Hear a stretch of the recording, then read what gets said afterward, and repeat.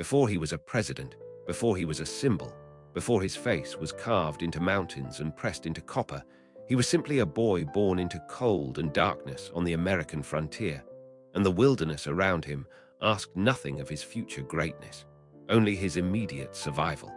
The winter of 1809 settled hard over Hardin County, Kentucky. The hardwood forests of oak, hickory, and elm stood dense and indifferent across the rolling hills, their bare branches lacing together against a pale sky that offered light without warmth. Somewhere beneath those trees, carved into a small clearing of red clay earth, sat Sinking Spring Farm, a single-room log cabin with mud-chinked walls, a packed dirt floor, and one stone fireplace that represented the absolute boundary between the living and the dead. This was not poverty as metaphor. This was poverty as physical fact. The cold that came through the walls, the darkness that fell early and stayed late, the particular silence of a wilderness that had no interest in human ambition. It was into this world, on February 12, 1809, that Abraham Lincoln was born. The United States of America was itself barely 30 years old, a nation still finding the edges of its own identity, still pushing its population westward into territories that resisted settlement with floods, disease, and the sheer indifference of uncultivated land. The Kentucky frontier was not the romantic wilderness of later imagination. It was a place that consumed families, buried children, and demanded from its inhabitants a physical and psychological endurance that left marks lasting a lifetime. Thomas Lincoln, Abraham's father, was a man shaped entirely by this environment. A semi-skilled carpenter and farmer of modest means, he moved his family across the frontier landscape with the restless practicality of a man who understood that survival required constant adaptation. He was not a failure by the standards of his world. He owned land, he built structures, he fed his family, but he operated always at the margins of stability, where a bad harvest or a disputed land title could undo years of labor. The frontier made no promises and kept fewer still. Nancy Hanks Lincoln, Abraham's mother, is a figure who emerges from the historical record with tantalizing incompleteness. Contemporary accounts suggest a woman of quiet intelligence and deep religious feeling, someone who carried within her an inner life that the frontier's material demands could not entirely suppress. What she passed to her son, whether through direct teaching or through the simple fact of her presence, was something that would prove more durable than any physical inheritance. A capacity for thought, for feeling, for reaching beyond the immediate circumstances of a difficult life towards something larger and less easily named. The family's move to Knob Creek Farm, several miles from Sinking Spring, brought young Abraham into his earliest coherent memories. The creek itself ran cold and clear through rolling hills that offered a particular kind of beauty, the beauty of a landscape that had not yet been asked to be anything other than itself. Here, among the rhythms of frontier childhood, the boy began to take shape. The physical labor expected of frontier children was not incidental to their upbringing, but central to it. Children worked because the work needed doing, because the alternative to labor was want, and because the frontier had no patience for the distinction between adult responsibility and childhood innocence. Abraham carried water, gathered wood, helped with planting, and learned early that the world's demands did not pause for youth. The formal education available in Hardin County, Kentucky, in the first decade of the 19th century was intermittent at best and non-existent at worst. The so-called blab schools of the frontier, where students recited their lessons aloud simultaneously, the noise serving as proof of effort, offered weeks or months of instruction scattered across years, dependent on the availability of a teacher willing to work for minimal compensation in a one-room schoolhouse that was itself barely distinguishable from the cabins surrounding it. What Lincoln absorbed in these early years was less a formal curriculum than a fundamental orientation toward language, a sense that words had power, that the ability to read and speak clearly was a form of freedom unavailable to those who lacked it. The Sangamon River ran wide and muddy through the flat Illinois prairie that would later define Lincoln's young adulthood. But in these Kentucky years, it was the particular geography of Knob Creek that shaped his earliest sense of the world. The way water moved through landscape, the way seasons imposed their rhythms on human activity, the way the natural world operated according to laws that preceded and would outlast any human arrangement. In 1816, Thomas Lincoln moved his family again, this time across the Ohio River into Indiana, responding to disputed land titles in Kentucky and the promise of more secure federal land ownership to the north. The family settled at Little Pigeon Creek in what is now Spencer County, a community slightly larger than what they had left, but no less raw in its frontier character. The forest here was dense and demanding. Clearing land for farming meant confronting the wilderness directly, with axes and muscle and the slow accumulation of effort across seasons. Young Abraham worked alongside his father in this labor, his body developing the extraordinary physical strength that would later make him legendary as a wrestler and rail splitter. Then, in the autumn of 1818, the wilderness exacted its most devastating toll.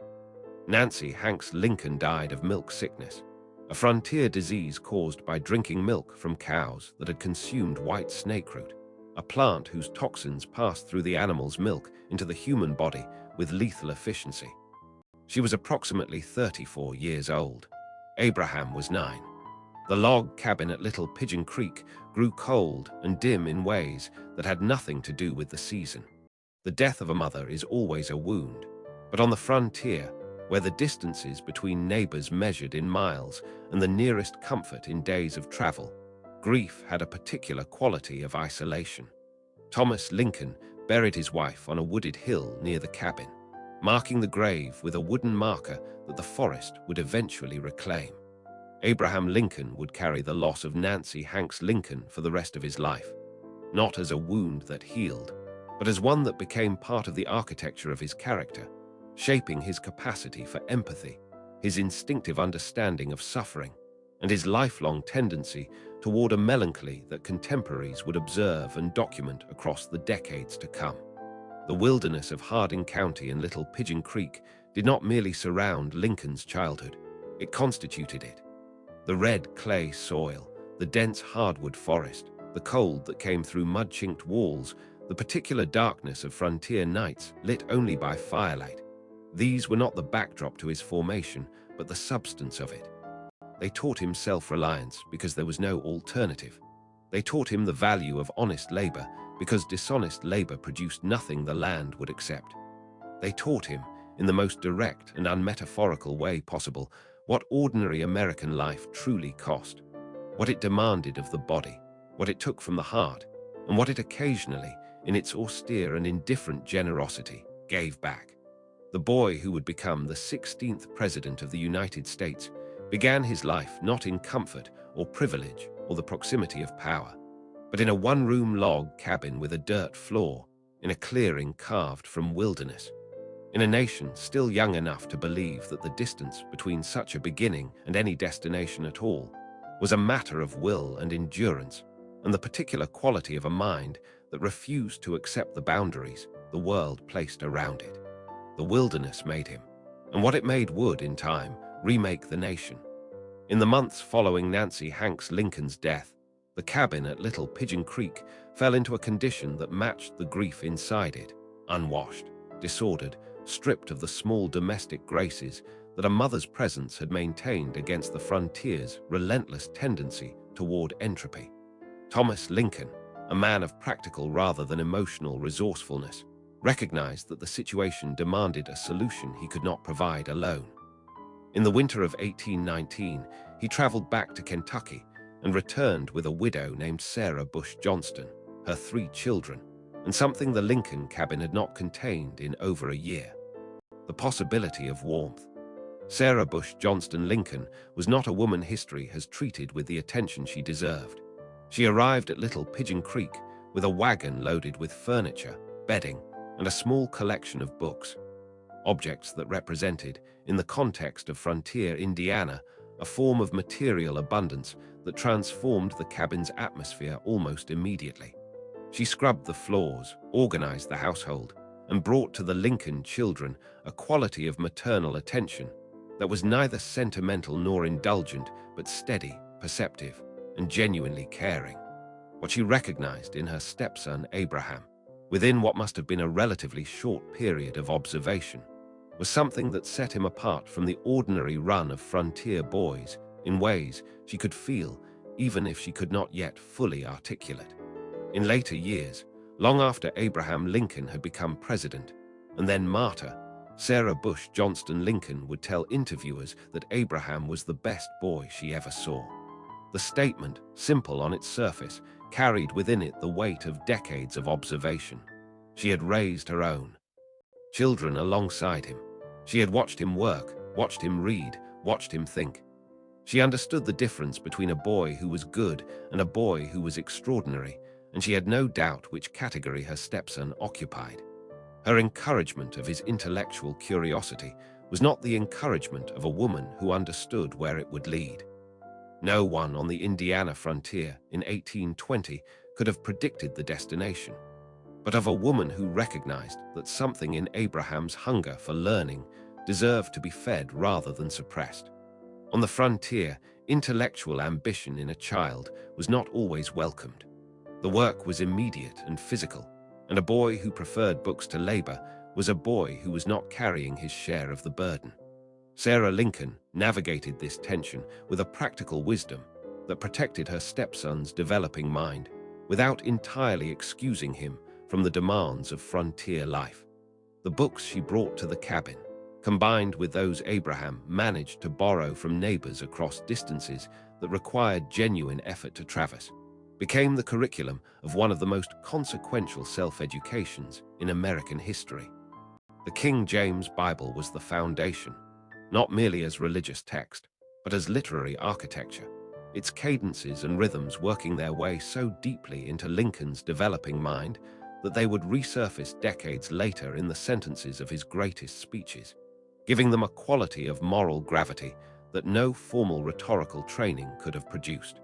The Bible taught him that language could carry the full weight of human experience, that words arranged with care and precision could reach into the deepest places of the human heart.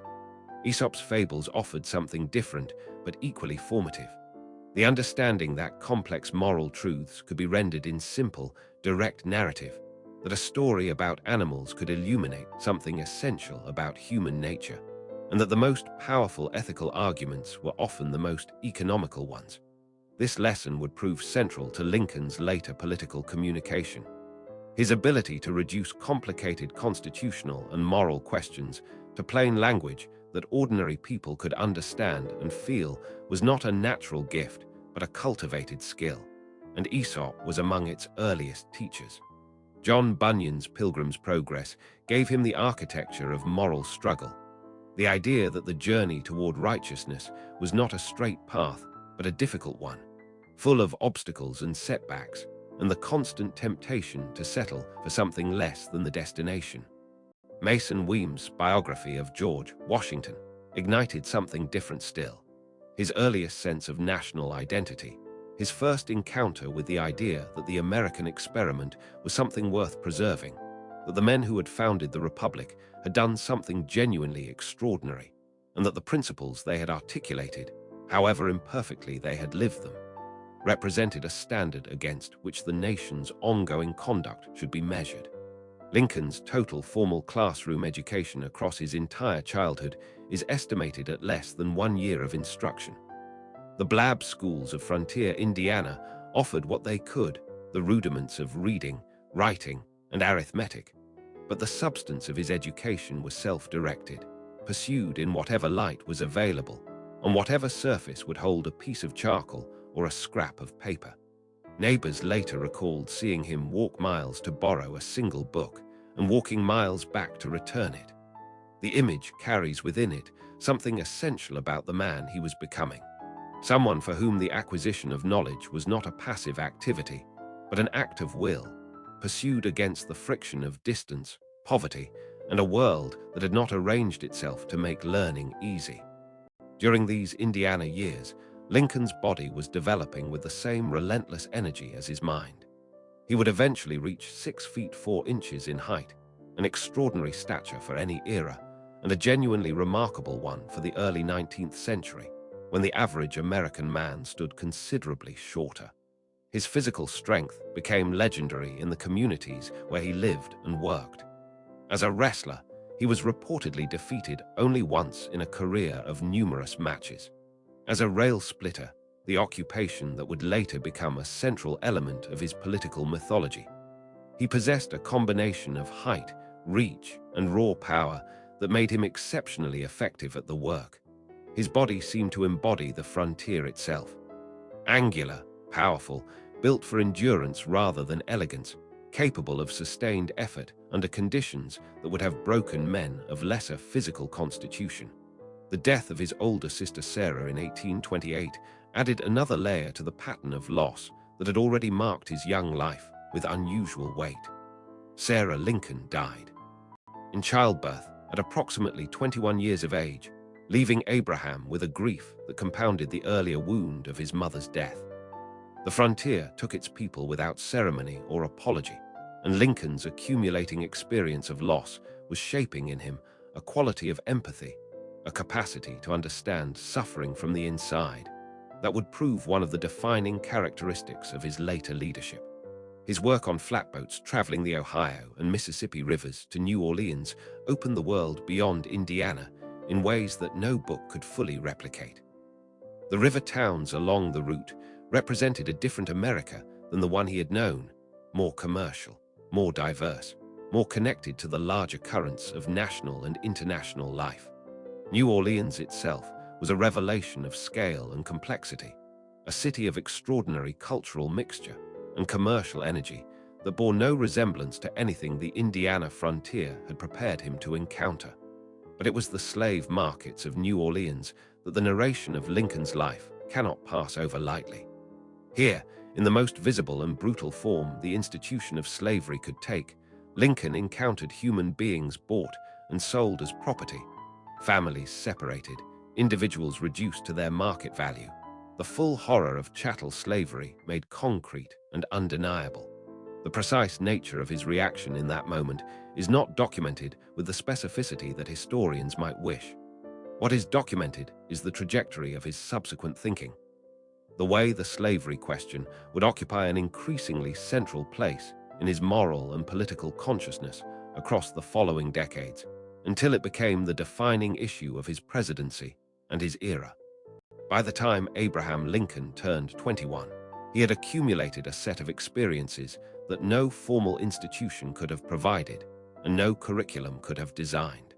He had known poverty and loss, physical labor and intellectual hunger, the isolation of the frontier and the complexity of the wider American world.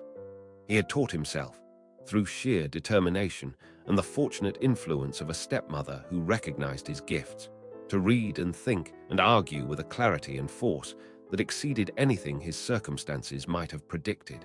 In 1830, he left his father's household permanently. The departure was not dramatic. There was no single moment of rupture, no declared break, but it was final. He was heading toward New Salem, Illinois, toward the Sangamon River and the beginning of his public life, carrying with him everything the frontier had given him and everything he had taken from it by force of will. The log cabin walls that had defined the boundaries of his world for 21 years fell away behind him, and the larger American story, the one he would spend the rest of his life helping to write, began.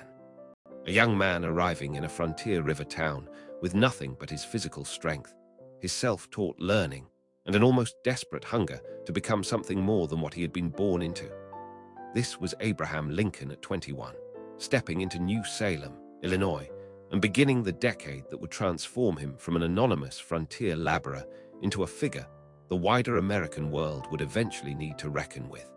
New Salem sat on a bluff above the Sangamon River in central Illinois, a cluster of wooden storefronts, a gristmill, a tavern, and perhaps 100 residents arranged along muddy, unpaved streets that turned to red clay soup in the spring rains and baked to iron hardness in the summer sun. It was not a grand place. By the standards of established eastern cities, it barely registered as a settlement. But by the standards of the Illinois frontier in 1830, New Salem represented something genuinely significant. A community organized enough to have commerce, social structure, and the beginnings of civic life, yet small enough that a determined young man of ability could make himself known to virtually everyone within it in a matter of months. Lincoln arrived in New Salem almost by accident, having floated a flatboat of goods down the Sangamon River for a local merchant named Denton Offut, whose enterprise ran aground, literally, on a milldam near the settlement. The episode that followed became part of the Lincoln legend almost immediately. His practical ingenuity in freeing the stranded boat impressed the watching townspeople and announced his arrival more effectively than any formal introduction could have managed. He had not planned to stay in New Salem. He stayed because the place offered what he needed, and because he recognized the opportunity it represented with the instinctive clarity of a man who had been waiting for exactly this kind of opening. The occupations Lincoln took up during his New Salem years were not random. Each one expanded his knowledge of the community and his reputation within it in ways that proved strategically valuable, though the strategy was likely more intuitive than calculated. As a store clerk for Offut's establishment, he met virtually every resident of the surrounding area who came to trade or purchase goods. The store was a social institution as much as a commercial one, a place where news was exchanged, arguments were conducted, and the informal social hierarchies of frontier community life were constantly negotiated. Lincoln's extraordinary memory for names and faces, his genuine interest in the people he encountered, and his talent for storytelling made him immediately popular in this environment. His appointment as postmaster of New Salem in 1833 extended his social reach further still. The position was modest, the pay was negligible, but it gave him access to the newspapers that passed through the mail, which he read with the voracious attention of a man who understood that information about the wider world was a form of power. It also gave him a reason to visit virtually every household in the area, carrying letters and packages to people who came to associate his arrival with something welcome. The postmaster was a figure of genuine community importance on the frontier, and Lincoln inhabited the role with the warmth and reliability that were becoming his defining public characteristics. Surveying, which he taught himself from borrowed textbooks with the same methodical determination he had applied to every other form of self-education, added a different dimension to his community standing. A surveyor possessed technical knowledge that the frontier desperately needed. The ability to establish property boundaries with legal precision was not a luxury, but a necessity in a region where land disputes were among the most common and consequential conflicts in community life. Lincoln's surveying work took him across the countryside surrounding New Salem, introducing him to farmers and settlers who lived beyond the town itself, expanding his network of acquaintances into the broader rural landscape that would eventually constitute his political constituency. It was during these New Salem years that the nickname Honest Abe attached itself to Lincoln with the permanence of a documented reputation rather than a casual compliment. Specific incidents circulated through the community and were retold with the enthusiasm that frontier communities reserved for stories that confirmed their values. The account of Lincoln walking miles to return a few cents he had accidentally overcharged a customer became emblematic of a character that New Salem residents recognized as genuinely unusual. In a commercial environment where sharp dealing was common and the line between clever bargaining and outright dishonesty was frequently blurred, Lincoln's scrupulous fairness in business transactions stood out with the clarity of a distinguishing mark. His service in the Black Hawk War of 1832 was brief, and in military terms, largely uneventful. The conflict itself, a struggle between United States forces and a band of Sauk and Fox people led by the warrior Black Hawk, who had returned to their ancestral lands in Illinois after being displaced across the Mississippi, lasted only a few months before ending in the decisive defeat of Black Hawk's followers. Lincoln saw no combat during his service. He later joked, with characteristic self-deprecating humor, that his battles had been fought against the mosquitoes rather than the enemy. But the experience was not without significance. His election by his fellow volunteers as captain of his militia company, a democratic choice made by men who knew him personally and chose him over others, was an honor that Lincoln later described as among the most gratifying of his life. It was his first experience of being chosen for leadership by the people around him, and it confirmed something he had perhaps suspected but not yet tested, that his peers, given the choice, would follow him. His first campaign for the Illinois state legislature in 1832 ended in defeat, one of the very few electoral losses of his political career. The defeat was narrow and explained largely by his relative newness to the region.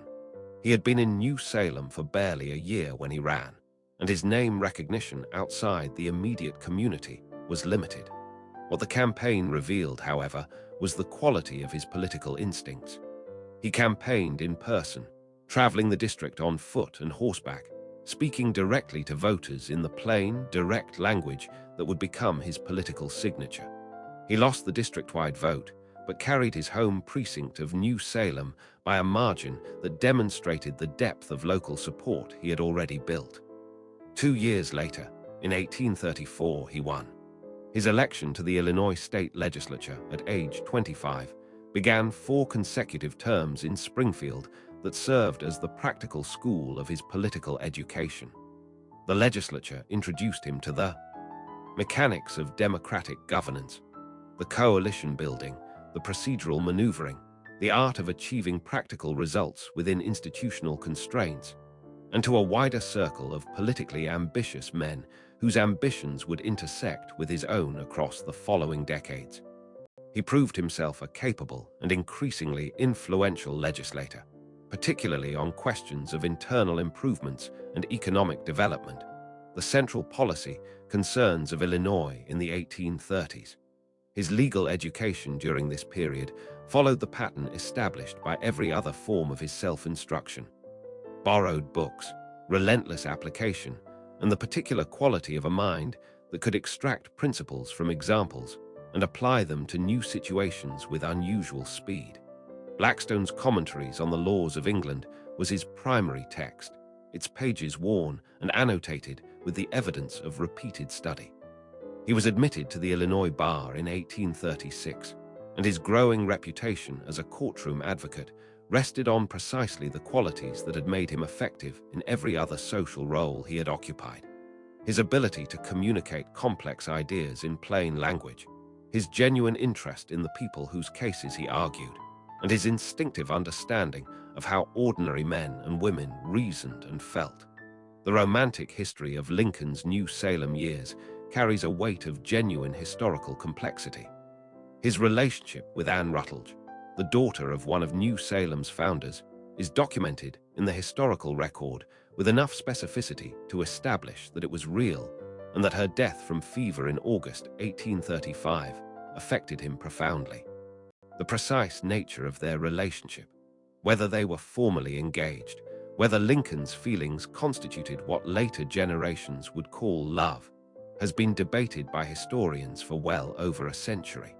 What is not debated is the severity of his reaction to her death.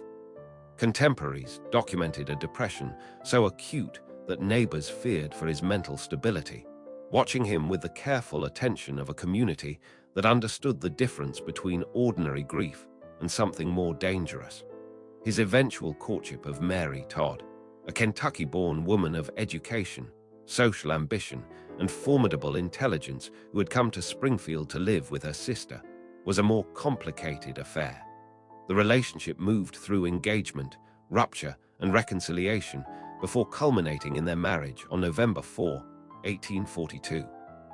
Mary Todd Lincoln was not an easy woman to know or to live with. Her volatility, her social aspirations, and her fierce protectiveness of her husband's political prospects would generate both friction and genuine partnership across the years of their marriage.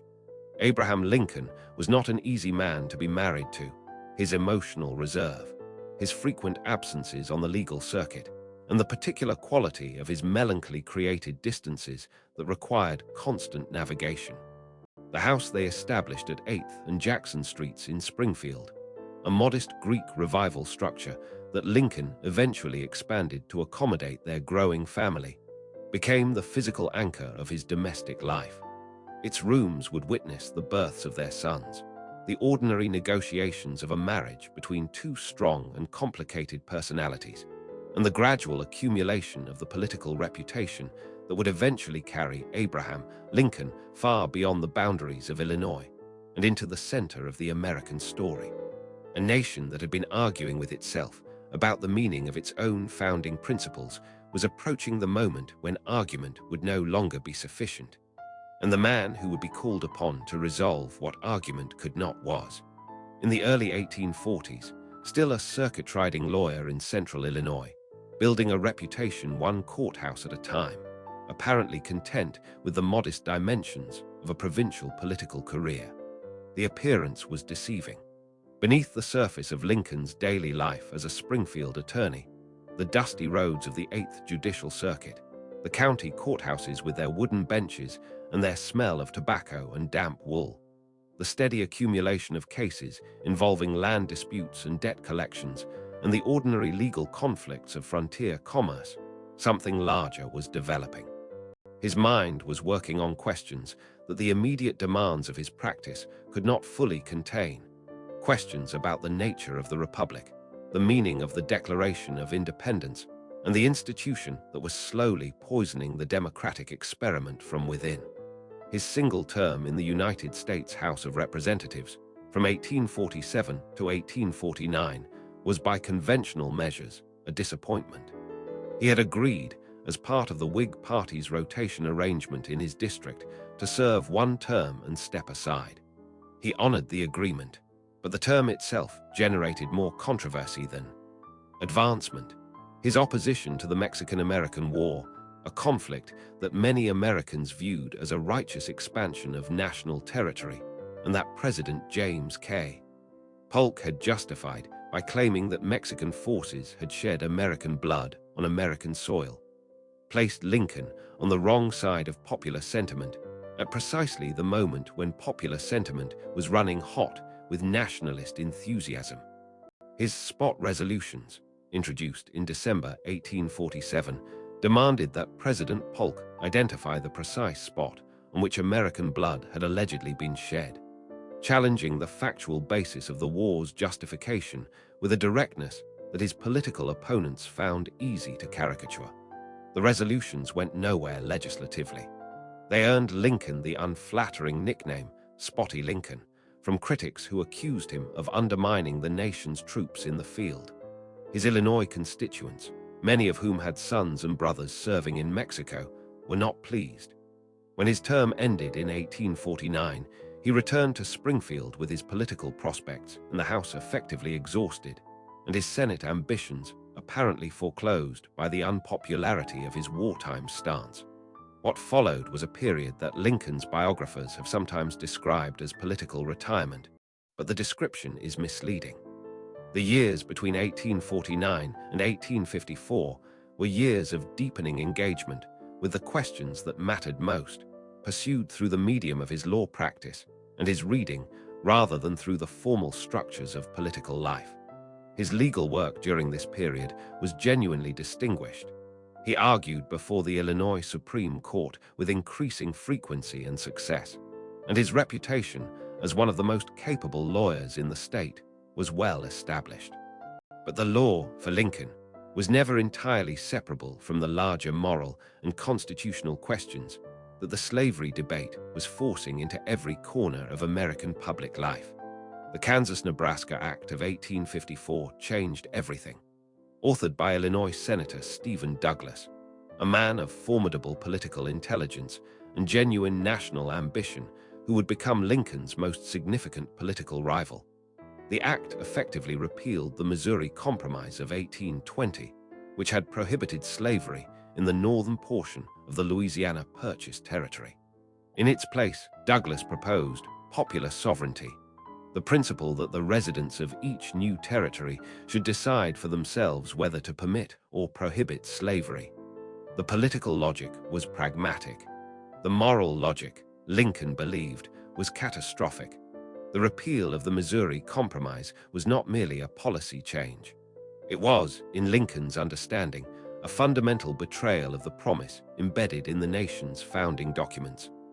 The promise that human equality was not a regional preference, but a universal principle, and that the expansion of slavery into free territory was not a neutral act of democratic self-determination, but an active choice to extend a profound moral wrong.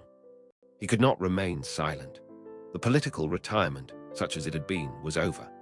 His Peoria speech of October 16, 1854, delivered to an audience that had already sat through a 3-hour address by Douglas earlier in the day, was a landmark in Lincoln's political development and in the history of American anti-slavery argument.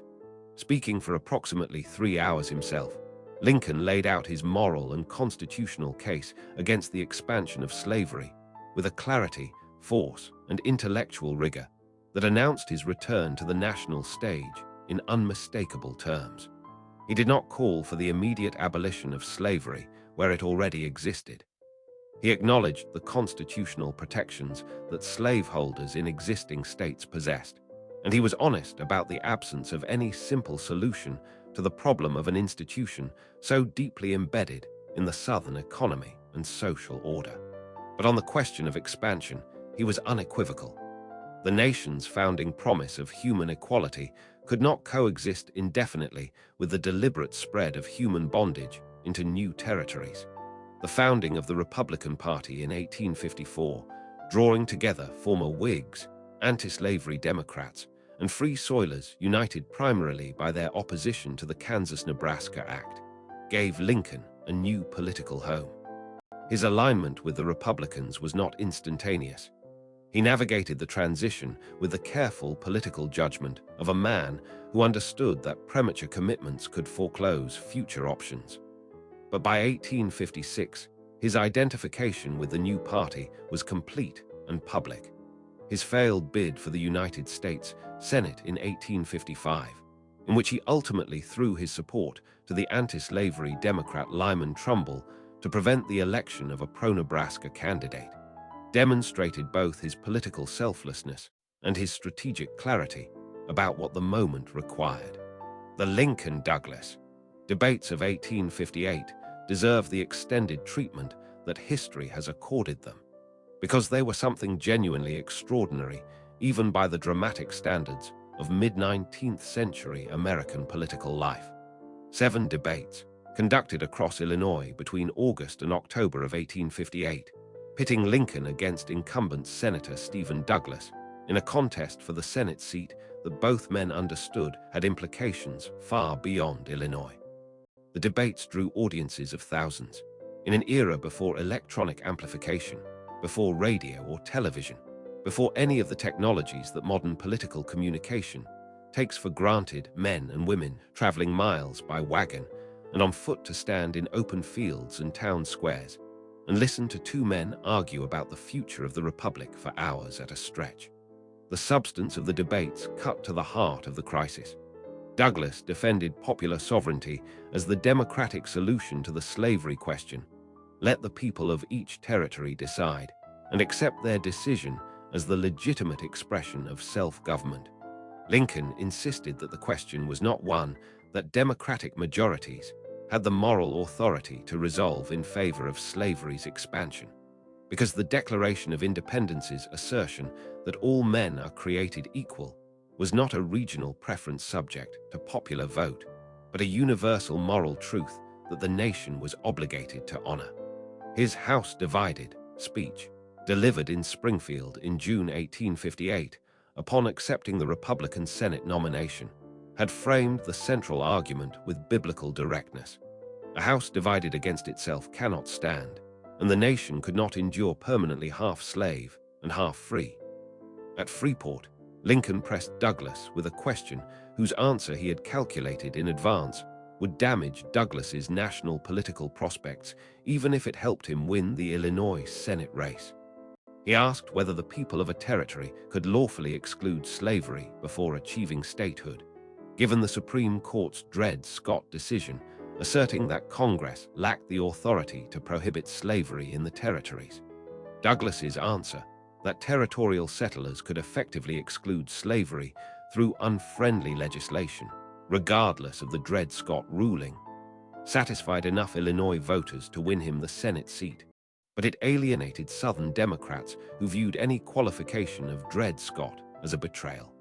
The Freeport Doctrine, as it came to be known, contributed significantly to the fracturing of the Democratic Party that would prove decisive in 1860. Lincoln lost the Senate race. He won something larger.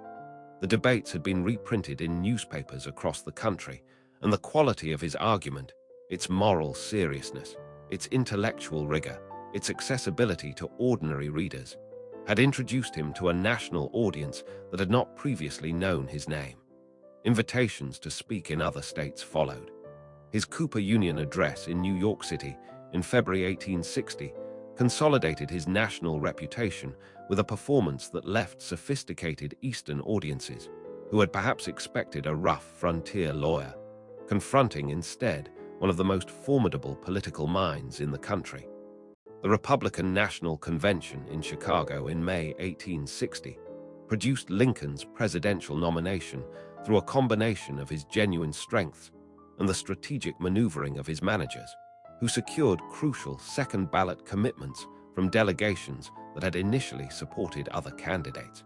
The Democratic Party, as Lincoln had foreseen, fractured along the fault line that the Freeport Doctrine had widened.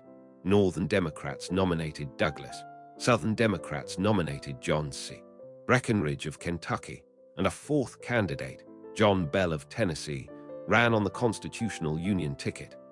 The divided opposition made Lincoln's path to electoral victory navigable despite his receiving no electoral votes from any Southern state.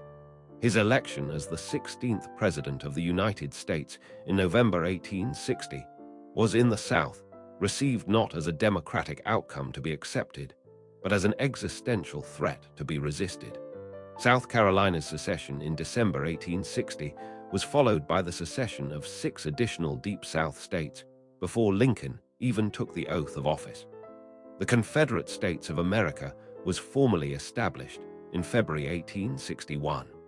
The storm that Lincoln had spent years warning about, the storm whose approach he had traced through the Kansas-Nebraska Act and the Dred Scott decision, and the bleeding of Kansas and the caning of Charles Sumner on the Senate floor, had arrived. The House divided was falling, and the man elected to hold it together had not yet taken his seat. A man who had never commanded anything larger than a company of frontier militia volunteers was about to assume command of a nation at war with itself, and the weight of that responsibility, measured in the lives it would consume before it was discharged, was unlike anything the American presidency had ever been asked to bear. Lincoln arrived in Washington, D.C. in February 1861 under circumstances that announced, with unmistakable clarity, the nature of the crisis he was entering. The journey from Springfield had been conducted under the shadow of credible assassination threats, his route altered, and his arrival time concealed to frustrate plots that his security advisors took seriously enough to act upon. The capital he entered was a city of profound contradictions, a southern city in its culture and sympathies, populated by government workers and politicians whose loyalties were genuinely uncertain, its streets carrying the particular tension of a place that understood itself to be at the center of something it could not yet fully see. Above the city, the unfinished Capitol dome rose against winter skies in a state of arrested construction, its iron skeleton exposed and incomplete, an image so perfectly suited to the moment that it seemed less like coincidence than like the landscape itself had arranged to comment on the condition of the Republic. His first inauguration, on March 4, 1861, took place under security arrangements that had no precedent in American history. Sharpshooters were positioned on rooftops overlooking Pennsylvania Avenue. Artillery was deployed at strategic points around the Capitol. General Winfield Scott, the aged commanding general of the United States Army, had made clear his intention to suppress any violent disruption by force. The city was filled simultaneously with the celebratory energy of a democratic transition and the menacing undercurrent of a nation that had already begun to fracture. Into this atmosphere, Lincoln delivered an address that reached across the growing divide with a quality of moral appeal that his opponents had not anticipated and his supporters had perhaps not fully expected. The closing lines of the first inaugural, his appeal to the better angels of our nature, his invocation of the mystic chords of memory connecting Americans across their differences, were not the words of a man who did not understand the severity of what was coming. They were the words of a man who understood it completely and chose, as a final act of political faith, to appeal to something in his countrymen that the subsequent 4 years would test almost beyond endurance. The appeal was genuine. It was also, as events would demonstrate within weeks, insufficient. The Confederate attack on Fort Sumter in Charleston Harbor on April 12, 1861, transformed Lincoln's presidency from a political challenge into an existential crisis with a speed that left no room for adjustment or preparation. The federal garrison at Sumter, commanded by Major Robert Anderson, had been under siege since South Carolina's secession. Lincoln's decision to resupply the fort, a carefully calibrated act designed to force the Confederacy to choose between backing down and firing the first shot, resulted in a 34-hour bombardment that ended with Anderson's surrender and the formal beginning of the Civil War. Lincoln called for 75,000 volunteers to suppress the rebellion. 4 more states, including Virginia, seceded in response. The war that had been approaching for a decade had arrived. The staggering scope of Lincoln's wartime responsibilities defies easy summary. He was simultaneously the commander-in-chief of a military that had to be built from near scratch. The regular United States Army numbered fewer than 17, 0 men at the war's outbreak, scattered across frontier posts, and the political leader of a fractious coalition that included radical abolitionists demanding immediate emancipation, conservative Democrats who supported the war but opposed any interference with slavery, and border state unionists whose continued loyalty depended on Lincoln's willingness to move carefully on the slavery question. He was conducting diplomacy aimed at preventing Great Britain and France from recognizing the Confederacy, managing a wartime economy that required financing on a scale the federal government had never previously attempted, and holding together a cabinet of strong, ambitious, and frequently quarrelsome personalities who had each, in many cases, believed themselves better qualified for the presidency than the man who had appointed them. That cabinet, famously characterized by historian Doris Kearns Goodwin as a team of rivals, was itself a testament to Lincoln's particular form of political courage. Secretary of State William Seward had been the frontrunner for the Republican nomination that Lincoln had secured, and had initially assumed he would function as the administration's de facto prime minister, managing a president he considered his intellectual inferior. Secretary of War Edwin Stanton had spoken of Lincoln with contempt before the war and would prove a demanding, difficult, and ultimately indispensable partner in the management of the Union's military effort. Secretary of the Treasury Salmon Chase harbored presidential ambitions that he never entirely set aside even while serving in Lincoln's cabinet, and would eventually resign and accept appointment to the Supreme Court in a sequence of maneuvers that revealed both his ambition and Lincoln's extraordinary patience with difficult men. Attorney General Edward Bates brought legal conservatism and border state credibility to a cabinet that needed both. Lincoln's deliberate choice to surround himself with the most capable men available, regardless of their personal ambitions or their past opposition to him, was not the instinct of an insecure man protecting himself from competition. It was the instinct of a leader who understood that the crisis demanded the best available talent, and that his own security was less important than the nation's survival. The early military disasters of the war fell upon Lincoln with a cumulative weight that would have broken a lesser man. The first Battle of Bull Run in July 1861, which Washington residents had driven out to watch as though it were a spectacle, ended in a Union rout that sent soldiers and civilians fleeing back toward the capital in a chaos that made the war's true nature suddenly, viscerally clear. The Peninsular Campaign of 1862, in which General George McClellan moved his enormous Army of the Potomac toward Richmond with a caution so excessive that it amounted to paralysis, ended without capturing the Confederate capital, and with the Union Army having suffered enormous casualties for negligible strategic gain. Second Bull Run in August 1862 produced another humiliating defeat. The pattern of military failure in the Eastern Theater was not merely discouraging, it was politically dangerous, feeding the peace movement, undermining public confidence, and threatening the congressional support that Lincoln needed to sustain the war effort.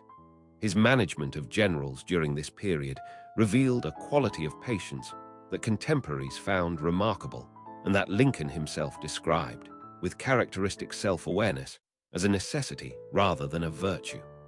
McClellan was the central frustration, a man of genuine organizational talent who had built the Army of the Potomac into a formidable fighting force and then declined to use it with the aggression the military situation required. McClellan's contempt for Lincoln was barely concealed and occasionally not concealed at all. He referred to the president in private correspondence as a guerrilla, kept him waiting for hours, and repeatedly found reasons to delay offensive operations that Lincoln and his advisers believed were both possible and necessary. Lincoln endured the contempt and the delays with a forbearance that was not weakness but calculation. McClellan was the best available option for much of 1862, and replacing him required having someone better to replace him with. Against the relentless pressure of military failure and political crisis, the personal losses of this period struck with a cruelty that seemed almost designed to test the limits of human endurance. Willie Lincoln, the president's 11-year-old son, by all accounts a child of exceptional intelligence and warmth, who had inherited his father's gift for language and his mother's social grace, died in the White House in February 1862 from typhoid fever.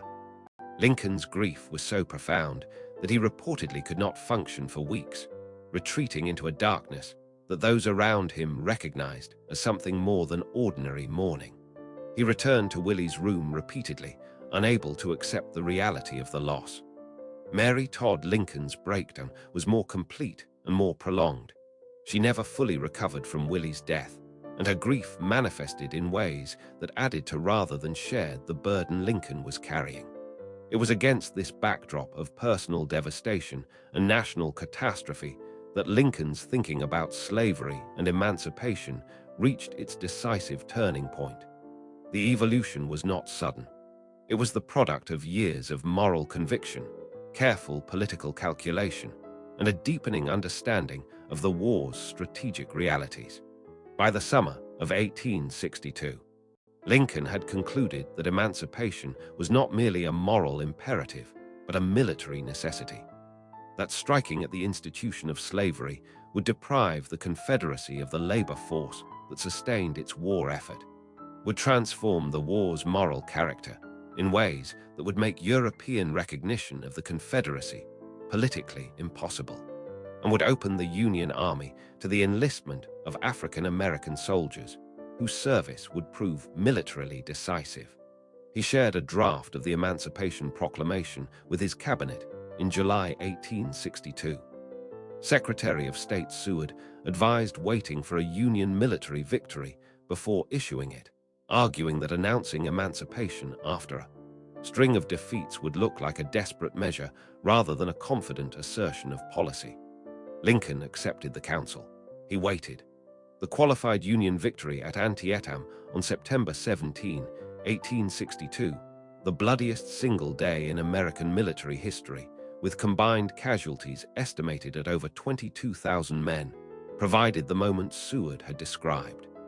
5 days later, on September 22, 1862, Lincoln issued the preliminary Emancipation Proclamation, announcing that on January 1, 1863, All enslaved people in states still in rebellion against the United States would be declared forever free.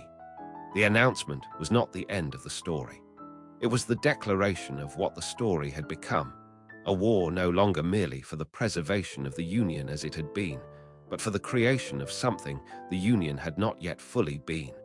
A nation that meant what its founding documents said about the equality of all human beings. The unfinished Capitol dome, still rising against the Washington sky, was acquiring new meaning with every passing month, its completion now inseparable from the question of what kind of nation would inhabit the building beneath it when the war was finally done.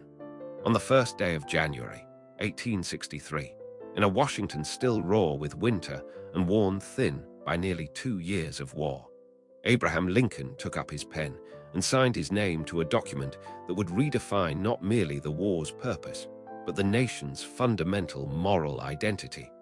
And the hand that held the pen, according to those present, trembled not from hesitation, but from the physical exhaustion of hours spent shaking hands at the traditional New Year's Day reception. The Emancipation Proclamation, in its precise legal architecture, was a document of carefully bounded scope. It applied only to enslaved people held in Confederate states still in active rebellion against the United States government. It explicitly exempted the border states, Kentucky, Missouri, Maryland, and Delaware, whose continued loyalty Lincoln had spent 2 years protecting through exactly the kind of political caution that had frustrated abolitionists and radical Republicans throughout the war. It exempted portions of Louisiana and Virginia already under Union military control. As a legal instrument, it freed no one immediately in any territory where the federal government actually possessed the power to enforce it.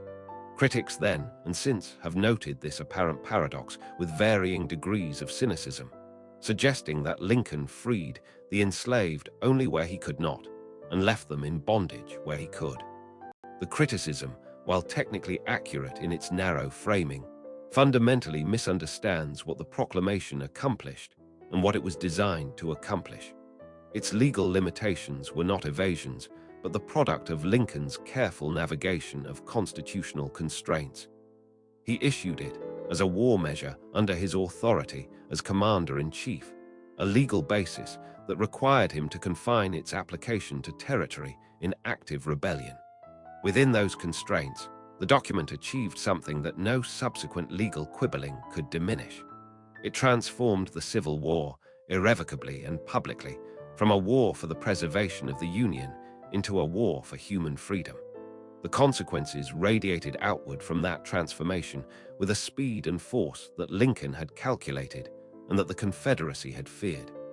In the courts of European opinion, where the question of recognizing the Confederate States of America as a sovereign nation had been under active consideration, the proclamation made that recognition politically impossible.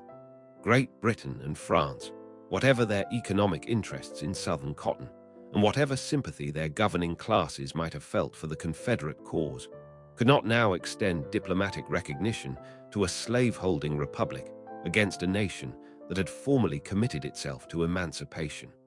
The working classes of Britain, who had followed the American conflict with intense interest and who understood the slavery question with a moral clarity unclouded by economic self-interest, made their position unmistakable. The diplomatic threat that had haunted Lincoln's war management since 1861 effectively dissolved in the weeks following January 1, 1863. Within black communities across the North, the response was immediate and overwhelming. Churches filled with people who had been praying for exactly this moment. Gatherings that had been planned in anticipation of the proclamation erupted into celebrations that contemporaries described with a quality of emotional intensity that defied easy summary. Frederick Douglass, the escaped slave turned abolitionist orator whose moral authority on the question of slavery was unmatched in American public life, had been a persistent critic of Lincoln's caution throughout the war's first 2 years. His response to the proclamation acknowledged its limitations while insisting on its transformative significance. It was, in his assessment, the beginning of the end of an institution that had defined and degraded American life for more than 2 centuries. The authorization of African American men to serve as soldiers in the Union Army, which the proclamation explicitly included, proved among its most consequential practical effects. The United States colored troops, organized in the months following the proclamation's issuance, would eventually number approximately 180,000 men. Soldiers who fought with a ferocity and determination that reflected their understanding of what the war's outcome meant for themselves, their families, and every person of African descent in America. Their service transformed the Union Army's manpower equation at a moment when the grinding attrition of 2 years of warfare had made the question of available soldiers increasingly urgent. It also transformed the war's moral landscape in ways that made any future compromise with slavery politically untenable. Men who had fought and bled for the Republic could not, without profound moral contradiction, be returned to bondage when the fighting ended. The military turning point that Lincoln and the nation had been waiting for came in the summer of 1863 with a convergence of Union victories that shifted the war's trajectory in ways that, for the first time, made its ultimate outcome genuinely foreseeable. The Battle of Gettysburg, fought across 3 catastrophic days from July 1 through July 3 in the Pennsylvania farm country north of the Mason-Dixon line, resulted in the decisive repulse of General Robert E. Lee's second invasion of the North. Lee had brought the Army of Northern Virginia into Pennsylvania with multiple strategic objectives: to threaten northern cities, to relieve pressure on Confederate territory in the South, and to demonstrate to the Northern public that the war's costs would not be confined to Southern soil. The Army of the Potomac, now commanded by General George Meade, met him at Gettysburg in a battle whose scale and ferocity exceeded anything the war had yet produced. The 3 days of fighting consumed both armies at a rate that staggered even those who had grown accustomed to the Civil War's terrible arithmetic. Pickett's charge on the battle's final afternoon, the Confederate assault across nearly a mile of open ground toward the Union center on Cemetery Ridge, became one of the war's defining images of courage and catastrophe. Roughly half of the approximately 12,500 men who made the assault falling before they reached the Union lines. Lee's army survived and retreated back across the Potomac into Virginia, but it had suffered losses from which it would never fully recover. The invasion of the North had failed. Simultaneously, on July 4, General Ulysses S. Grant accepted the surrender of Vicksburg, Mississippi, the Confederate fortress city whose fall gave the Union complete control of the Mississippi River and effectively severed the Confederacy in 2.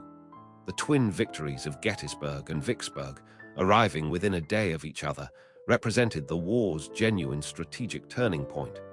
The moment when Confederate victory became not merely unlikely, but in any realistic military assessment, impossible. Lincoln understood this with a clarity that his public communications carefully modulated, recognizing that premature declarations of victory could undermine the sustained effort still required to finish the war. The dedication of the Soldiers' National Cemetery at Gettysburg on November 19, 1863, brought Lincoln to the Pennsylvania battlefield for a ceremony that he had not been expected to attend, and at which he was not the principal speaker. That distinction belonged to Edward Everett, the former senator, governor, and Harvard president whose reputation as the foremost orator in America made him the natural choice for an occasion demanding formal eloquence. Everett spoke for approximately 2 hours, delivering a polished and comprehensive account of the battle and its significance that satisfied every expectation of the occasion's ceremonial demands. Then Lincoln rose and spoke for approximately 2 minutes. The 272 words of the Gettysburg Address accomplished something that Everett's 2 hours had not and could not. They reframed the entire meaning of the war, and in doing so, reframed the entire meaning of the American experiment. Lincoln reached back past the Constitution to the Declaration of Independence, invoking the founding promise that all men are created equal as the war's true subject and the nation's true test. He identified the soldiers buried at Gettysburg not merely as men who had died for the Union, but as men who had given their lives in defense of the proposition that democratic self-government could survive, that a nation conceived in liberty and dedicated to equality was not an impossible ideal, but a viable reality if the living were willing to complete the work the dead had begun. Everett wrote to Lincoln the following day, acknowledging that Lincoln had captured in 2 minutes what he had failed to capture in 2 hours. History has confirmed the assessment. The Gettysburg Address stands as perhaps the most consequential short speech in American history, a document that redefined the nation's self-understanding and provided the moral framework within which the war's conclusion and its aftermath would be interpreted. The brutal political pressures of 1864 tested Lincoln's resolve in ways that the military crisis alone had not. Grant's Overland Campaign, launched in May 1864 with the strategic objective of destroying Lee's army through relentless pressure, regardless of casualties, produced casualty lists of a scale that shocked a northern public that had believed, after Gettysburg and Vicksburg, that the war's worst was behind it. The Wilderness, Spotsylvania, Cold Harbor. The names of battles accumulated through the spring and summer with a weight of human cost that fed the peace movement and eroded public confidence in the war's management. By August 1864, Lincoln himself believed that he would lose the presidential election in November to the Democratic nominee, General George McClellan, who was running on a platform that implied willingness to negotiate a peace that might preserve slavery. Lincoln's response to this political crisis revealed the full depth of his character. He wrote a memorandum, sealed it, and asked his cabinet members to sign the outside without reading the contents.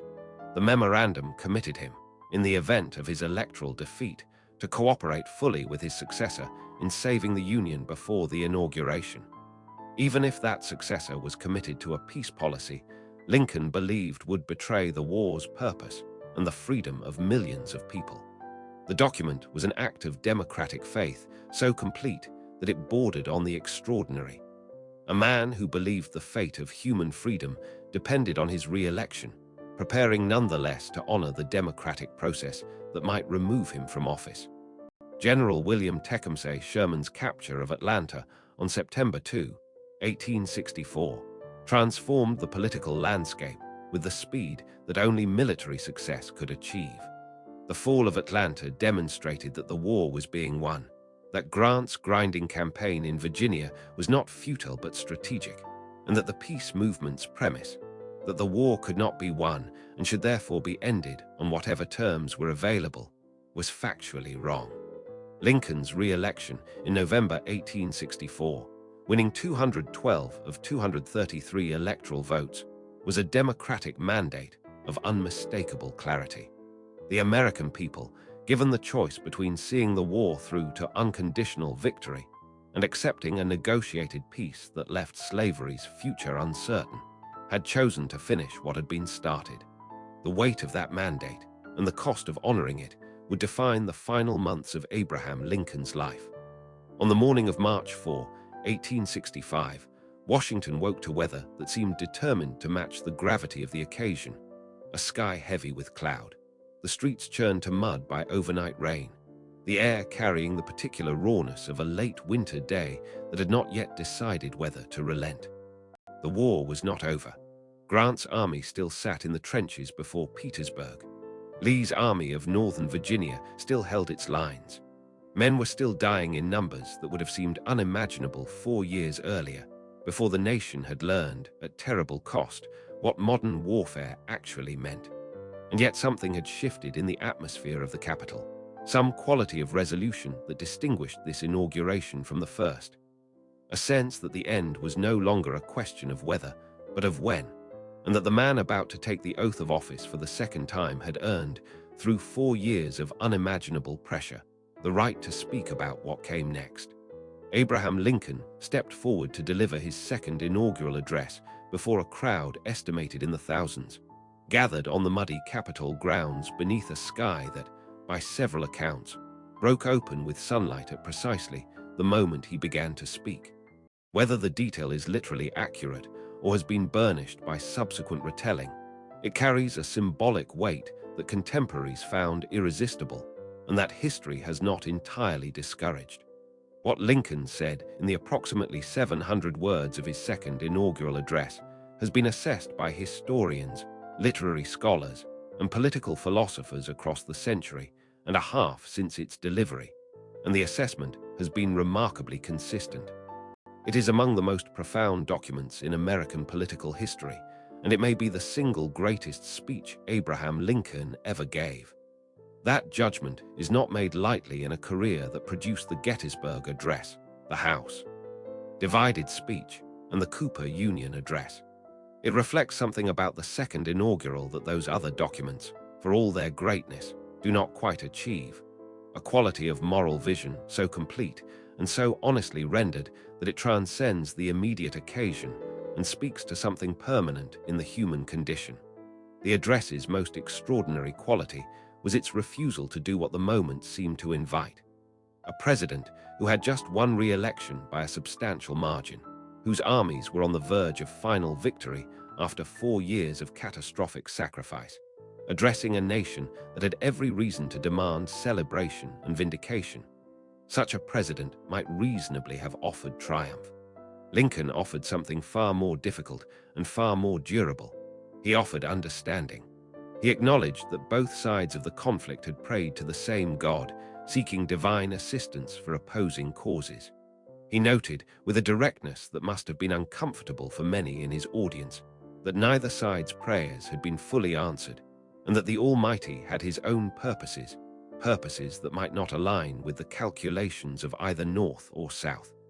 He invoked the 250 years of slavery that had preceded the war as the context within which divine justice was operating, suggesting that the terrible arithmetic of the conflict, its years of bloodshed, its hundreds of thousands of dead, might represent a form of moral reckoning for a wrong so profound and so long sustained that its expiation required proportionate suffering.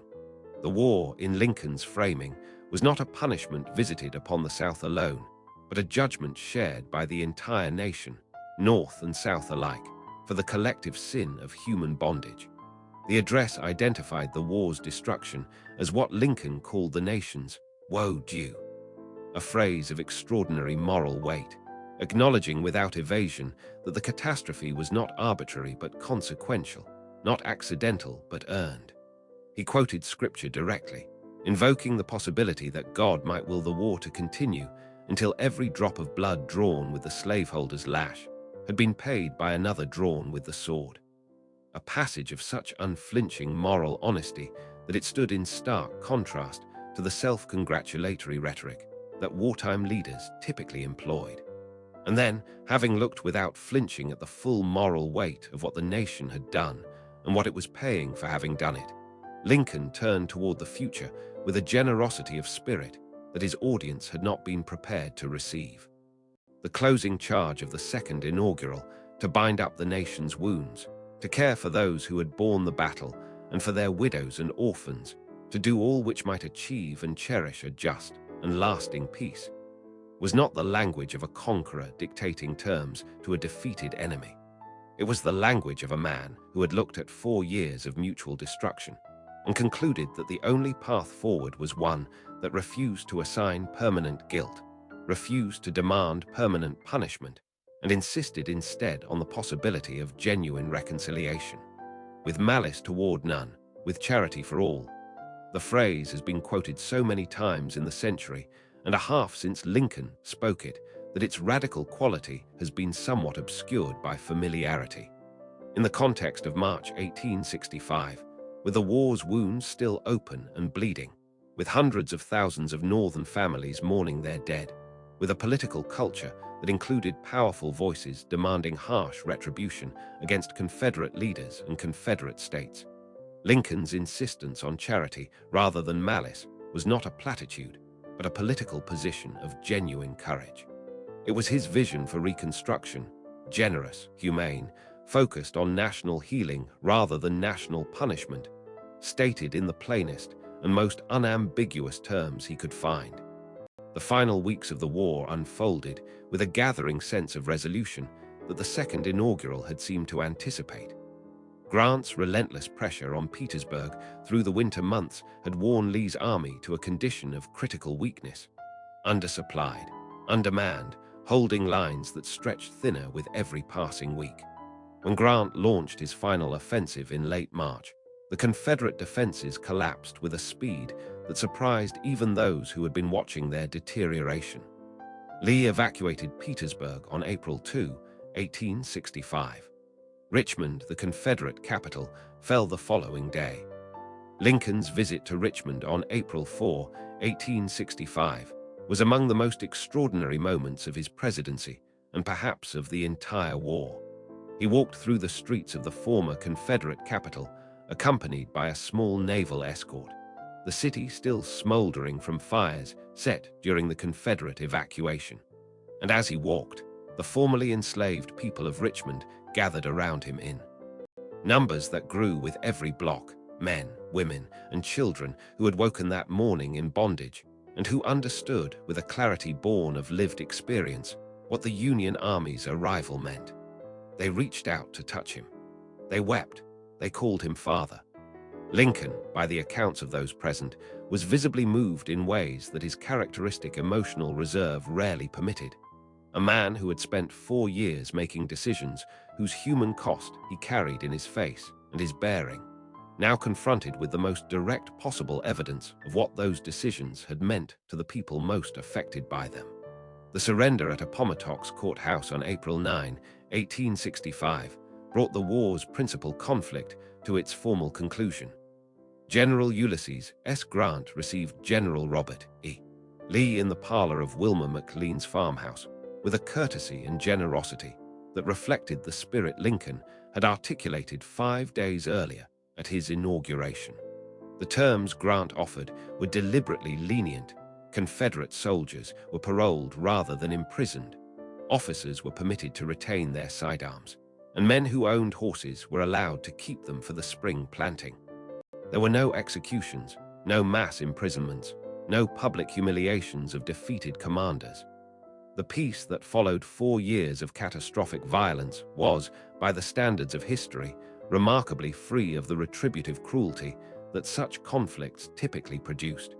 Lincoln's last public address, delivered from the White House balcony on the evening of April 11, 1865, turned to the practical questions of Reconstruction with the same careful seriousness he had brought to every major challenge of his presidency. He discussed the reintegration of Southern states into the Union, the complex questions of governance in territories emerging from military occupation, and in a passage that would prove fateful, his support for extending voting rights to at least some Black Americans, particularly those who had served in the Union Army. The crowd gathered below the White House balcony included a well-known actor and passionate Confederate sympathizer named John Wilkes Booth, who had been monitoring Lincoln's movements and intentions for months. According to accounts from his companion that evening, Booth listened to Lincoln's remarks on Black voting rights and declared that it would be Lincoln's last speech. 3 days later, at Ford's Theater, he made good on the declaration. The road from Appomattox led, with a terrible and ironic swiftness, not to the lasting peace Lincoln had envisioned, but to the darkness of a theater box and the sound of a single shot that would change the course of American history. 3 days after Abraham Lincoln stood at the White House balcony and spoke of binding the nation's wounds, a single bullet fired in a crowded Washington theater ended the life of the man most capable of performing that work, and transformed a controversial wartime president into the most consequential martyr in American history. The evening of April 14, 1865, carried within it the particular quality of a nation exhaling after 4 years of held breath. The war was effectively over. The streets of Washington moved with a celebratory energy that the city had not known since before the conflict began. Ford's Theater on 10th Street, a handsome brick building that had become one of Washington's most popular entertainment venues, was preparing for a performance of the comedy, Our American Cousin, a light, farcical British play whose humor required nothing of its audience beyond the willingness to laugh.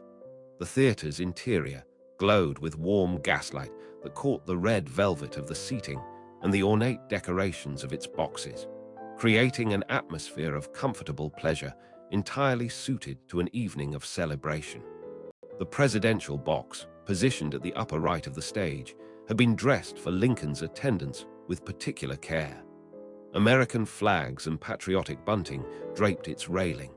The box had been modified to accommodate the presidential party by removing a partition, creating a larger space furnished with a rocking chair positioned for Lincoln's comfort.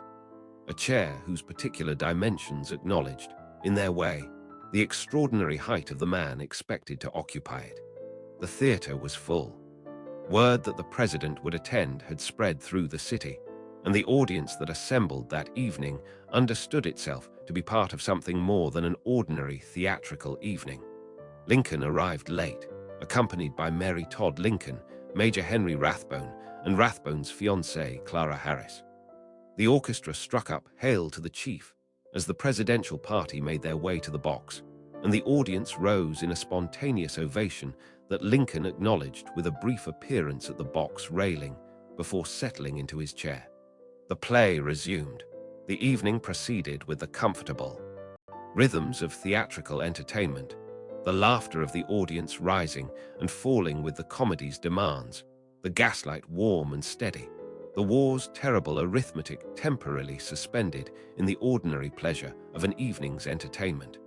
John Wilkes Booth was 26 years old on the night of April 14, 1865, and was one of the most celebrated actors in America. The Booth family name carried enormous theatrical prestige. His father, Junius Brutus Booth, had been among the most famous actors of the previous generation, and his brother Edwin Booth was widely considered the finest Shakespearean actor of his era. John Wilkes Booth himself possessed the physical gifts and theatrical charisma that made audiences adore him.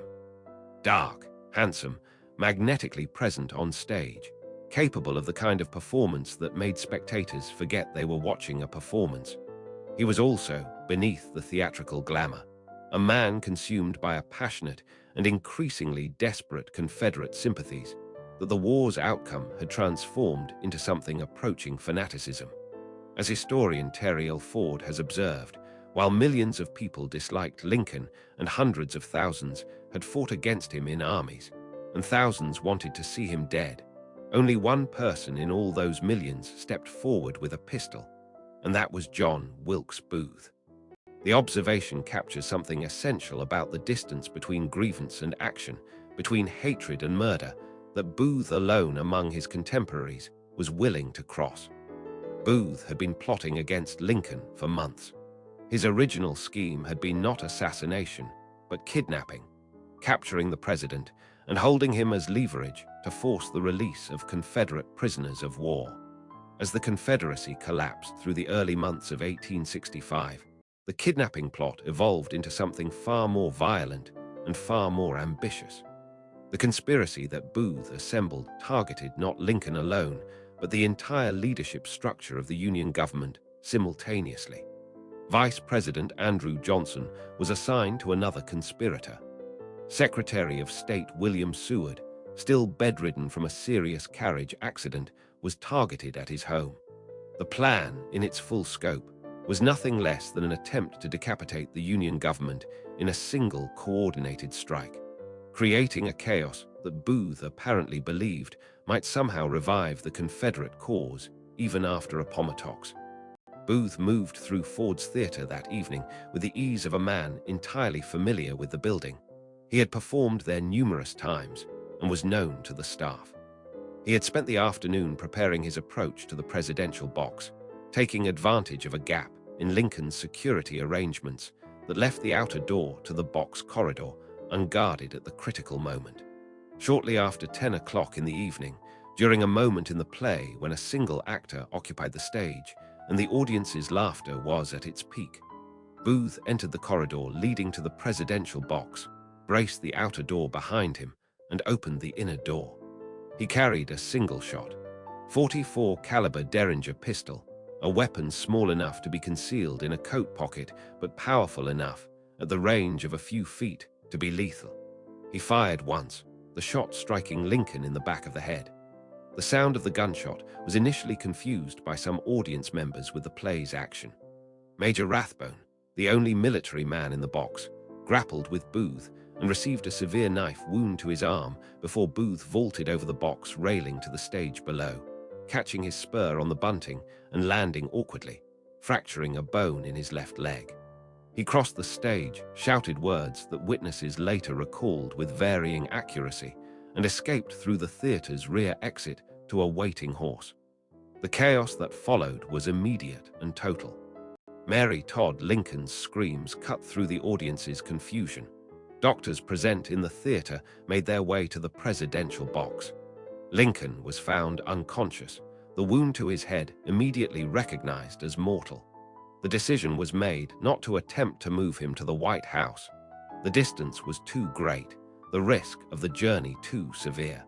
Instead, a group of soldiers and civilians carried the unconscious president across 10th Street to the Peterson House, a boarding house directly opposite the theater, where he was laid diagonally across a bed in a ground-floor room.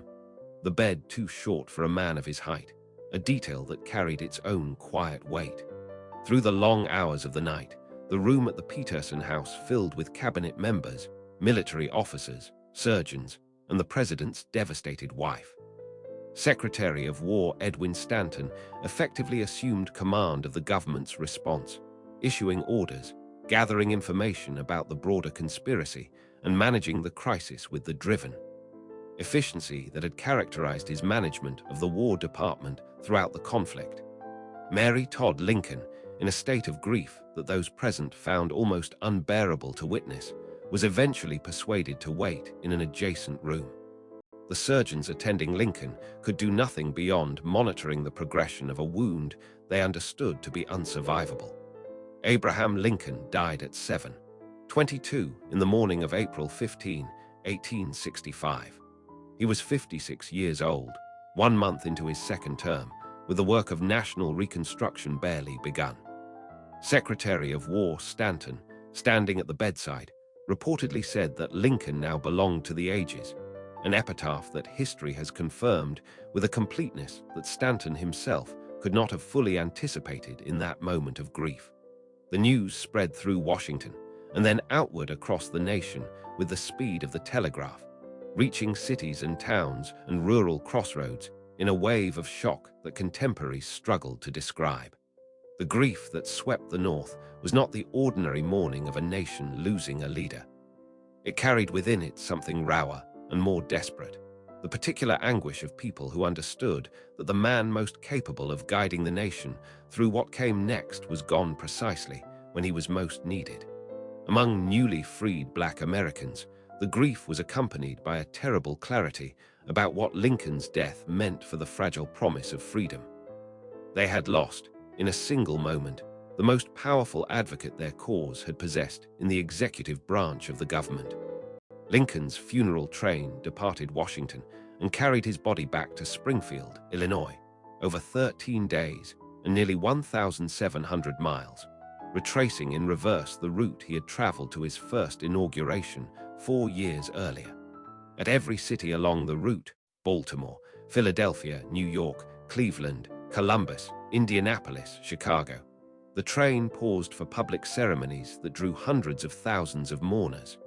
On April 22, 1865, the funeral train bearing Lincoln's body arrived in Philadelphia, where it was taken to Independence Hall, the building where the Declaration of Independence had been signed, the document whose promise Lincoln had spent his presidency trying to make real. At the rural crossroads between cities, at the small stations where no ceremony had been organized, ordinary Americans gathered along the tracks in the darkness, holding lanterns, standing in silence, paying their respects to a man who had come from their world and had not forgotten it.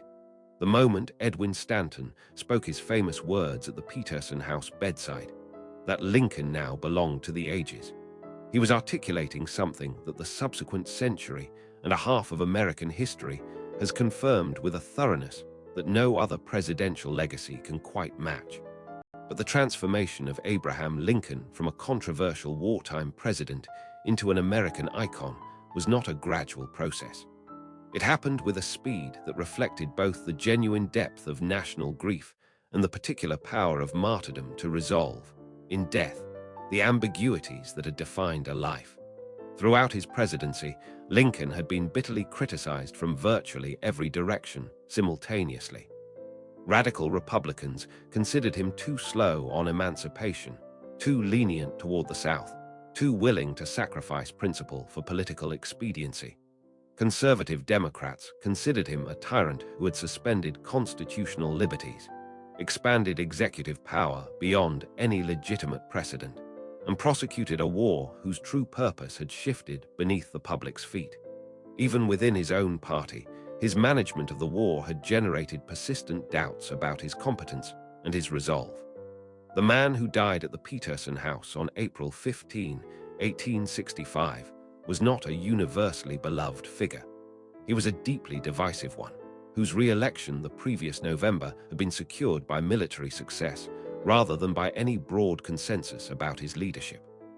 Death, and particularly violent death at the moment of apparent triumph, transformed this complicated political figure into something the living Lincoln had never been and could never have been. A martyr whose memory could be claimed by virtually every subsequent American cause that wished to invoke the authority of his name. The sacralization of Lincoln's memory began almost immediately, in the eulogies delivered from pulpits and political platforms across the North in the days following his assassination. By the time his funeral train completed its journey to Springfield, the process was essentially complete. The controversial president had become the national saint. The legal completion of the work, the Emancipation Proclamation, had came in December 1865, when the 13th Amendment to the Constitution was ratified, abolishing slavery throughout the United States without exception or qualification. Lincoln had championed the amendment through Congress with the same combination of moral conviction and political maneuvering that had characterized his approach to every major challenge of his presidency, lobbying individual representatives, trading political favors, and insisting with quiet ferocity that the amendment's passage was not merely desirable but necessary, that the Emancipation Proclamation's legal foundation as a war measure would not survive the war's end without constitutional reinforcement. He did not live to see the ratification. The amendment's passage stands nonetheless as the legal monument to his central purpose, the formal inscription into the nation's fundamental law of the principle he had spent his presidency moving toward.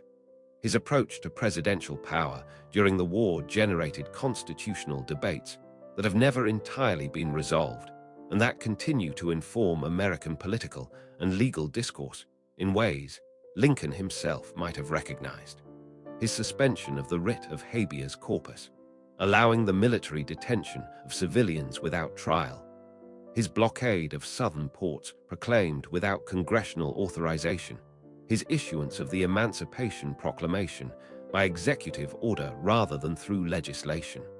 Each of these actions represented an expansive interpretation of presidential authority that his critics characterized as tyranny and his defenders characterized as necessity. The tension between those characterizations has not been settled by subsequent history. It has instead become a permanent feature of American constitutional argument, invoked by presidents of every political persuasion when the demands of crisis seem to exceed the boundaries of ordinary legal authority. What is less contested, and perhaps more instructive, is the quality of leadership that Lincoln demonstrated in the exercise of that authority. The documented record of his presidency reveals a man of extraordinary patience, someone who could absorb criticism, ridicule, and personal contempt from subordinates and political opponents without retaliating, who understood that the goal was more important than his own dignity, and who possessed the emotional security to surround himself with people more talented and more experienced than himself in specific domains, without feeling threatened by their competence. His willingness to evolve on the most difficult questions of his era, his movement from a position of containing slavery's expansion to championing its total abolition, his growing support for black political rights in the final months of his life. demonstrated a capacity for moral growth that distinguished him from leaders who confused consistency with wisdom. His use of humor as both a coping mechanism and a political tool has been documented extensively by contemporaries who found it by turns charming, exasperating, and politically effective. The stories he told, drawn from his frontier childhood, from his legal career, from the inexhaustible supply of American vernacular humor that he had absorbed across a lifetime of listening to ordinary people, served multiple functions simultaneously. They defused tension in meetings that might otherwise have become unmanageable. They communicated complex political positions in forms that stuck in the memory. They reminded his interlocutors, at moments when the weight of the presidency might have created an unbridgeable distance, that the man before them had come from their world and understood it from the inside. The memorialization of Lincoln across the generations following his death has taken forms that no single individual's legacy has matched in American public life. The Lincoln Memorial, dedicated in 1922 and designed by architect Henry Bacon with the monumental seated figure sculpted by Daniel Chester French, stands at the western end of the National Mall as perhaps the most powerful secular shrine in American civic life. French's seated Lincoln, 18 feet tall, carved from Georgia white marble, conveys through its scale and its expression something that the historical record confirms: a man of enormous physical presence and enormous moral weight, whose face bore the accumulated evidence of what his years in office had cost him.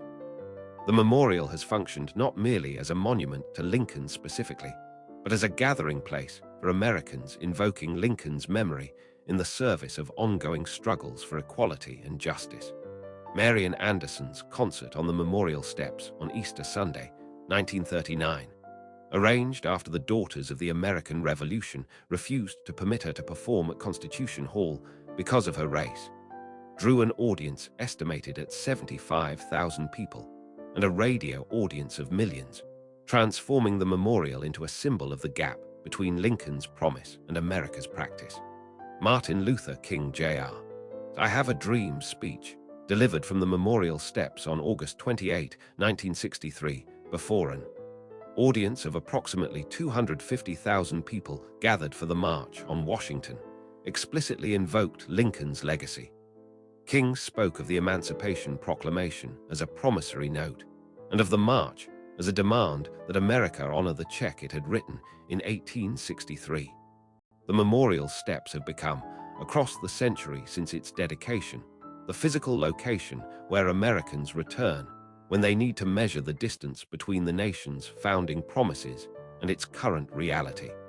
Lincoln's image on the penny, introduced in 1909 on the centennial of his birth, and on the $5 bill, made his face the most frequently encountered presidential portrait in American daily life. A democratic ubiquity that suited a man who had come from the democratic depths of American experience.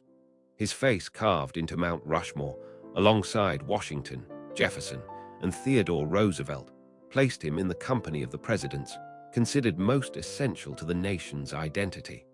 His consistent ranking by historians as the greatest American president, a judgment that has remained remarkably stable across more than a century of presidential rankings conducted by scholars of varying political perspectives, reflects a consensus about his significance that transcends the ordinary fluctuations of historical reputation. His global significance extends beyond the boundaries of American history in ways that are sometimes underappreciated in accounts focused primarily on his domestic legacy. His correspondence with Karl Marx, who wrote to congratulate him on his re-election in 1864 on behalf of the International Working Men's Association, praising his role in the struggle against slavery as a contribution to the cause of human liberation worldwide, represents one of the more remarkable intersections in 19th century intellectual history. Lincoln's status as a symbol of democratic possibility in nations struggling for self-determination across the 19th and 20th centuries reflects the universal resonance of his story. The self-made man from poverty who rose through democratic institutions to to lead his nation through its greatest crisis, and who articulated the principles of democratic government with a clarity and force that have not been surpassed. The Lincoln Presidential Library and Foundation in Springfield, Illinois, with its award-winning documentary series on Lincoln's life and legacy, represents the ongoing institutional commitment to preserving and interpreting his story for new generations. The New York Times' Peter Baker, reflecting on Lincoln's enduring legacy 150 years after his assassination, identified the quality that makes Lincoln's story perpetually relevant: his humanity. Not his perfection, not his mythological status, but his recognizable, documented, thoroughly human struggle with circumstances that exceeded any individual's capacity to fully master. The documentary closes by returning to its opening image: the wilderness of Hardin County, Kentucky, in winter. The hardwood forests of oak, hickory, and elm stand dense and indifferent against a pale sky. The red clay soil lies frozen beneath a thin cover of snow. Somewhere in a clearing carved from this wilderness, a one-room log cabin with mud-chinked walls and a dirt floor represents the entirety of one family's world. From this beginning, from this specific, documented, historically verifiable poverty and isolation, a boy emerged who would teach himself to read by firelight, walk miles to borrow a single book, argue cases before the Illinois Supreme Court, debate Stephen Douglas before thousands of spectators, and ultimately author documents that reshaped the moral landscape of human civilization.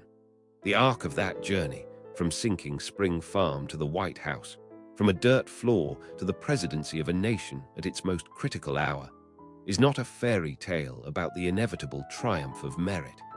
It is something more honest and more instructive, a documented account of what extraordinary character, applied to extraordinary circumstances, can accomplish in a democratic society that, however imperfectly, leaves the path open. Lincoln was not a perfect man. He held views that his era's most progressive voices challenged.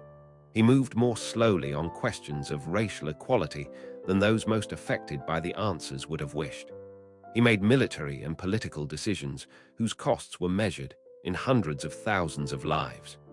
The historical record does not permit the comfortable erasure of these complexities in favor of a simpler mythology.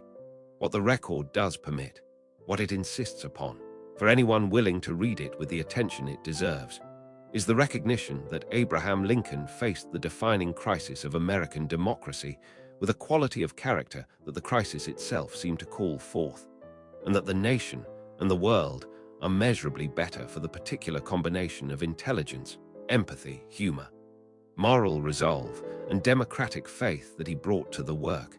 He belonged to the ages. The ages have not yet finished with him.